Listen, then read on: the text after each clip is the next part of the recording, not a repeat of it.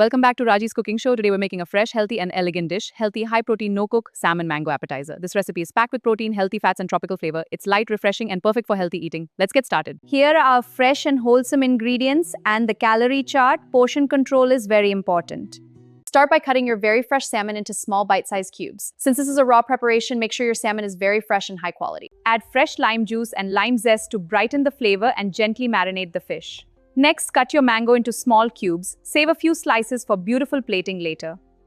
Now add the mango, olive oil, capers, dried mustard, salt, and pepper. Mix everything gently so the flavors combine beautifully. Let the appetizer chill in the refrigerator for at least 1 hour.